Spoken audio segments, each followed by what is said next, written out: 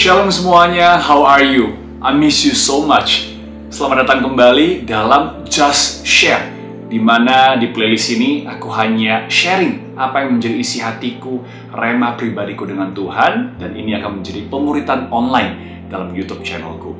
Dan hari ini aku tergerak untuk membagikan sebuah tema yang sangat penting sekali, apalagi di zaman pandemi seperti ini, yaitu investment. Atau mungkin big picture-nya adalah, boleh nggak sih orang Kristen main saham, main kripto, main investasi atau reksadana? Boleh atau nggak boleh menurut Alkitab? Yuk kita belajar sama-sama. This is Just Share. Oke, sebelum aku mulai, aku rindu untuk disclaimer dulu. Alright? Aku bukanlah seorang pakar keuangan atau financial expert atau mungkin money management, enggak sama sekali. Saya hanya seseorang yang rindu untuk membagikan apa yang saya alami dan apa yang saya pelajari bertahun-tahun dan juga bersama dengan firman Tuhan. Oke, jadi disclaimer on, Anda pun harus terus mempelajari hal-hal seperti ini, apalagi menyangkut tentang uang. Alright? Tapi yang pertama yang saya rindu untuk share adalah, Anda baca ayat ini. Ada ayat dalam firman Tuhan mengatakan seperti ini. Akar dari segala kejahatan adalah cinta akan uang. Aku yakin Anda pasti pernah mendengarnya. Tapi yang luar biasa dikatakan dalam firman Tuhan adalah cinta akan uangnya. Itulah akar kejahatan, bukan uangnya. Karena uang tersebut sangat bisa kita pakai untuk memberkati orang, untuk memuliakan nama Tuhan, untuk memperlebar kerajaan Allah di muka bumi. Itu semua perlu uang, pasti. Tapi yang kita nggak boleh sebagai anak Tuhan adalah cinta akan uangnya. Harusnya cinta akan Tuhan yang memberi segalanya, termasuk berkat dan juga uang. Jadi fokus kita pertama nggak boleh salah, teman-teman. Fokus kita adalah cinta Tuhan, bukan cinta uang. Tapi uang adalah sesuatu yang Tuhan titipkan untuk kita dapat kelola di muka bumi ini. Kita adalah bendaharanya Tuhan, pemiliknya adalah Tuhan. Itu jangan salah kaprah dulu. Kalau poin itu sudah tepat, kita boleh masuk ke poin berikutnya. Dikatakan bahwa cinta akan uang. Dan yang saya tangkap di sini seperti ini, teman-teman. Jangan salah sangka bahwa, orang kaya raya pasti mereka greedy. Takut kalau uangnya berkurang. Malah pengen terus uangnya bertambah. Makanya cinta akan uang. Bisa jadi. Tapi tidak menutup kemungkinan banyak juga orang yang miskin, mereka juga cinta akan uang. Kenapa? Karena mereka begitu takut kalau besok nggak ada uang, makan apa. Mereka begitu khawatir.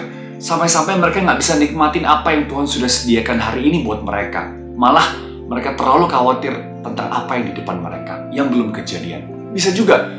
Jadi bukan tentang kaya atau miskin, cinta uang ini.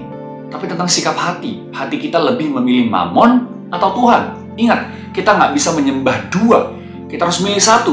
Kalau kamu mau bekerja untuk mamon seumur hidupmu, silakan go ahead. Tapi engkau tidak akan pernah dapatkan damai sejahtera dan tidak akan dapatkan keselamatan di surga. Oleh karena itu, pilihlah Tuhan Yesus yang empunya segalanya, yang dengan gratis akan memberikan semuanya kepada kita. Amin. Jadi Anda tahu bahwa akar dari kejahatan adalah cinta akan uang. Jadi untuk kita bisa tidak cinta sama uang, kita harus punya rasa cukup. Artinya fulfillment. Jadi kita merasa bahwa Tuhan cukup kasih karuniamu untuk hamba hari ini. Tapi bukan berarti kita boleh bebas, nggak kerja, santai-santai di rumah seharian. Bukan. Justru kita harus semakin semangat karena kita tahu apapun yang kita pegang akan menjadi berkat. Kita tahu bahwa Tuhan akan menyertai kita sehingga pekerjaan kita berhasil dan juga diberkati. Oke, sekarang langsung kita masuk ke dalam topiknya, yaitu boleh nggak sih orang Kristen main saham?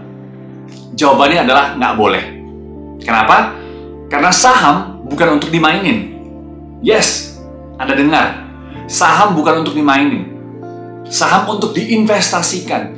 Jadi seberapa kecil atau seberapa besar uangmu, tetap yang namanya uang itu berharga. Oleh karena itu, sebelum terjun ke dalam investasi apapun, termasuk saham, termasuk kripto atau reksadana sekalipun, bahkan deposito atau emas, tetap kita harus mengerti resiko dan juga keuntungannya apa saja.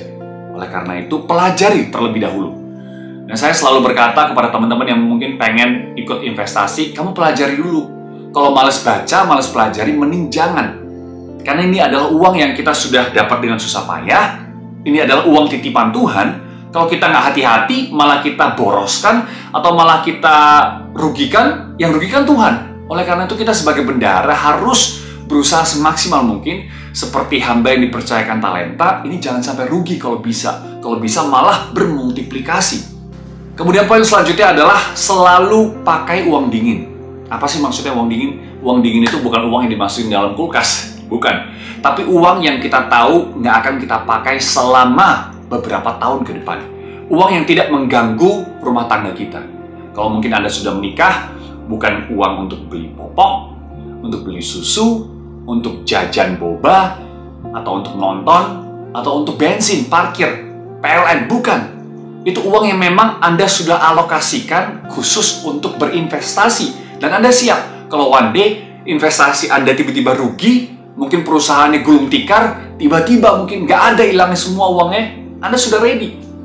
Harus punya mindset seperti itu. Kalau enggak, mending jangan dulu. Kalau tidak siap rugi, mending jangan investasi. Anda harus persiapkan mental Anda. Kalaupun rugi, kalaupun itu hilang, Anda masih punya Tuhan. This is not the end of the world. Because you still have Jesus. Dan juga pastikan Anda punya asuransi. Sebelum Anda berinvestasi, pastikan Anda sudah mengalokasikan sejumlah uang untuk investasi satu keluarga. Kalau Anda adalah kepala keluarga, seperti saya sudah ada asuransi untuk saya sendiri, untuk Tiffany, untuk Nicholas bahkan yang baru berumur 3 tahun, dan juga untuk Shanuel sayang sekali belum ada. Saya juga sampai sekarang cari untuk Shanuel kapan bisa masuk asuransi, karena Shanuel ada special case, makanya beberapa asuransi menolak dia. Tapi intinya adalah sebisa mungkin Anda harus punya asuransi baru boleh berinvestasi. Karena kalau misalnya Anda tidak punya uang asuransi, Anda berinvestasi, mending investasikan kepada diri Anda sendiri. For me, still the biggest investment adalah diri kita sendiri. Mungkin dari asuransi, mungkin membaca buku, mungkin les private, atau ikut seminar, go ahead, silakan. Investasi pertama adalah diri sendiri. Kemudian make sure Anda tidak ada utang. Yang namanya KPR rumah, atau kredit mobil, cicilan ini dan itu, semuanya selesaikan dulu, barulah berinvestasi. Dan juga selesaikan semua tagihan-tagihan, seperti tagihan listrik, atau mungkin tagihan kartu kredit. Selesaikan semuanya, mungkin Anda kalikan pengeluaran Anda per bulan itu berapa. Anda kalikan semuanya dan Anda make sure ini uang dingin. Kalau misalnya saya alokasikan ke dalam asuransi, dalam 1-2 tahun atau bahkan 10 tahun ke depan, aku nggak akan perlu untuk memakai uang ini. Karena aku punya cadangan yang lain. Setelah itu, mari kita berinvestasi. Sebelum kita berinvestasi, pertama juga Anda harus perhatikan profil resiko. Nah, ini aku bagi dalam beberapa. Profil resiko pertama adalah kita orang yang pemula, termasuk saya. Saya orang yang pemula, saya juga orang yang sibuk, maka saya pilih investasi yang tidak perlu saya untuk full time di sana. Saya nggak perlu tiap hari untuk pantengin komputer, untuk berada di meja kerja, dan make sure market seperti apa. Nggak perlu. Oleh karena itu, salah satu pilihan saya adalah reksadana. Nah, reksadana ini dikelola oleh manajer investasi yang handal. Artinya adalah Anda hire orang untuk mengelola uang Anda. Dan itu sangat aman sekali. Terbagi juga akan beberapa, yaitu reksadana pasar uang. Ini adalah mungkin setingkat lebih tinggi daripada deposito. Jadi mungkin kalau deposito sekitar 4-5%, mungkin reksadana pasar uang bisa 6% atau maksimal 7%, tergantung pada manajer investasi dan juga produk yang tersedia. Yang kedua adalah reksadana obligasi atau reksadana pendapatan tetap.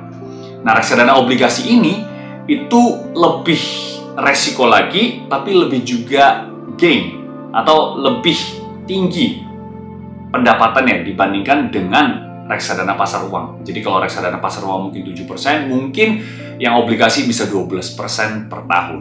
Nah, yang selanjutnya ini yang lumayan risky, yaitu reksadana saham. Kita tahu bahwa saham itu kan very fluktuatif sekali. Karena bisa naik, karena bisa turun, di jam yang sama pun tiba-tiba bisa merah atau hijau.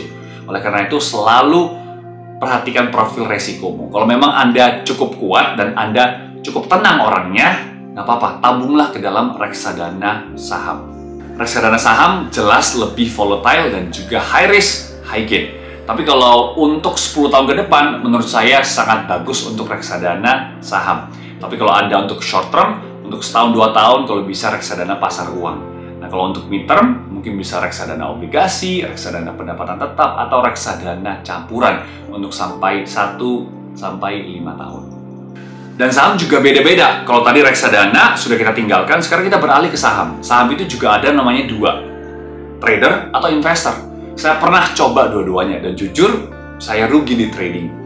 Saya trader, ternyata saya nggak punya keahlian di sana dan juga waktu di sana. Saya nggak bisa. Ketika harus syuting, saya malah mikirin tentang saham. Oleh karena itu, sekarang saya sudah tinggalkan, saya tidak lagi menjadi trader. Kalau investor itu adalah untuk jangka panjang. Anda seperti buy and forget. Anda invest, kemudian Anda tinggalkan. Sampai 10 tahun kemudian, mungkin Anda dalam sistem nabung, Anda setelah itu Anda bisa mendapatkan dividennya, kemudian juga bisa mendapatkan capital gain-nya. And then trader. Kalau trader adalah short term. Per hari, per minggu, bahkan per bulan Anda bisa beli dan Anda bisa jual. Jadi tentukan gaya main Anda yang mana, gaya investasi Anda yang mana maksud saya. Kalau tadi reksadana, enaknya adalah Anda punya ability untuk nabung. Seperti Anda nabung di bank, tapi ini Anda beli reksadana. Oleh karena itu teman-teman, ini adalah salah satu investasi yang saya paling sarankan. Karena saya jujur paling banyak budget saya atau uang saya ada dalam reksadana. Reksadana campuran kalau saya. Oleh karena itu, setiap kali kalau misalnya gajian atau punya uang lebih, saya akan sisihkan berapa persen saya akan berikan dan saya akan taruh ke dalam reksadana. Ibaratnya nabung aja, nggak apa-apa. Setiap bulan, setiap minggu saya tabung di sana. Dan saya percaya setelah 5 tahun atau 10 tahun, pasti it will pay well. And then kita juga punya kripto. Ini juga banyak sekali orang yang tidak setuju dengan saya. Oh, kripto itu judi. Kripto itu ini, nggak ada landasannya, nggak ada apa. Balik lagi, semua tergantung Anda. Profil resiko Anda seperti apa. Ada yang mungkin dia investasi di kripto, tapi dia santai-santai saja. Kesenangannya, sukacitanya tidak terkontrol oleh kripto tersebut, ya please go ahead, nggak masalah. Tapi ada orang, jangan kripto. Reksadana saham saja dia udah deg-degan sekali, dia nggak kuat. Ya kalau gitu berarti profilnya ya reksadana pasar uang yang hampir nggak mungkin turun, selalu hijau, cuman memang agak pelan. Jadi kenali profil resikomu. Kalau memang Anda orang yang mungkin tidak kuat jantungnya, ya jangan dicobai. Tapi kalau Anda adalah high risk, high gainer, ya go ahead. Selagi mungkin masih muda, Anda masih aktif, masih sehat, go ahead, go for it. Saya bacakan satu pasal untuk Anda. Amsal 13 ayat 22 berkata seperti ini. Orang baik meninggalkan warisan bagi anak cucunya. Anda boleh bold kata warisan. Tetapi kekayaan orang berdosa disimpan bagi orang benar. Orang yang baik meninggalkan warisan bagi anak cucunya. Sudahkah Anda meninggalkan warisan bagi anak cucu Anda? Atau sudahkah Anda mempersiapkan sebuah warisan bagi anak cucu Anda? Jangan mempersiapkan hutang, tapi mempersiapkan warisan bagi mereka. Warisan itu iman sudah pasti. Habit atau sebuah habitat yang baik, sebuah kebiasaan yang baik sudah pasti. Tapi setelah itu apa? Kalau bisa, wariskan uang kepada mereka. Saya percaya Anda semua yang nonton di sini, mungkin ada dari Anda yang menjadi sandwich generation. Anda berada di tengah-tengah. Anda adalah generasi yang mau beli rumah contoh. Anda mau hidup dengan mandiri. Anda mau beli mobil. Anda mau mandiri dengan anak istri Anda. Tapi Anda nggak bisa karena kepentok di atas. Di atas Anda selalu minta mana uang buat papi, mana uang buat mami. Mami dari dulu dan juga papi sudah membesarkan kamu, memberikan yang terbaik. Sekarang papi mami nggak bisa kerja, sekarang giliran kami yang minta. Mana? Per bulannya mana? Kamu jangan jadi anak durhaka loh. Selalu seperti itu. Itulah sandwich generation. Jadi kita harus break free dari itu. Dan saya pun belajar. Saya sebagai orang tua belajar bahwa one day, ketika saya sudah tua, mungkin sudah lemah tak berdaya, saya nggak mau memberatkan Nicholas dan juga Shen. Bagi saya, Daddy dan Mami harus selalu bisa memberkati mereka. Mereka kalau mampir ke rumah Kungkung, Popo, atau Nana, Yeyenya, mereka harus mendapatkan sukacita. Malah kami yang terus memberkati. Ini, Papi Mami punya ini. Yuk, ini buat kamu. Silakan. Daddy, Mami sayang kamu. We love you. This is for you. Bukan malah, mana? Kamu bisa kasih apa? Apa yang kamu bisa kasih sekarang? Bukan seperti itu. Mungkin pertanyaan Anda, kripto itu judi atau enggak? Saham itu judi apa enggak? Forex termasuk judi atau enggak? Menurut saya, balik lagi ke kitanya. Kalau memang kitanya adalah seorang penjudi, jangankan kripto atau saham atau forex, cuaca sekalipun bisa kita judikan. Betul atau betul? Bola jadi judi, basket jadi judi, apapun itu. Hari ini bos kita pakai baju warna apa, bisa kita judikan, semuanya bisa. Kalau memang dasarnya kita tukang judi. Tapi kalau enggak, kita melihat ini sebagai investasi. Tadi seperti yang saya katakan, kita sudah persiapkan, kita kenal produk yang mau kita beli. Kemudian kita sudah tahu profil resiko kita persiapkan uang yang dingin, dan kita lakukan ini untuk masa depan anak cucu kita. Maka menurut saya itu pasti sama sekali bukanlah judi, namun sebuah investasi. Dan kalau sukacita kita terikat pada investasi kita, kalau dia hijau kita happy, kalau dia merah kita malah down dan kita sedih, artinya hati kita nggak benar. Hati kita masih dikuasai oleh investasi itu, oleh mamon kita katakan. Tapi kalau hati kita plong, kalaupun merah nggak apa-apa. Justru merah saya tunggu untuk saya bisa beli di harga murah. Mindsetnya seperti itu. Kalaupun merah nggak apa-apa, ini untuk long term. Saya percaya Tuhan pasti berkati. Anda sudah pelajari dan Anda siapkan hati. Menurut saya itu sangat baik dan pastinya bukan menjadi judi, tapi investasi. Bukankah kita rindu untuk menjadi berkat? Kita diberkati untuk memberkati, bukan? Oleh karena itu, saya merasa memiliki sebuah tanggung jawab untuk bisa memberkati sekeliling saya, termasuk keluarga saya. That's why saya berinvestasi sekarang. Dan saya mau jamin masa depan saya rindu untuk tetap menjadi orang yang bisa menjadi saluran berkat Tuhan.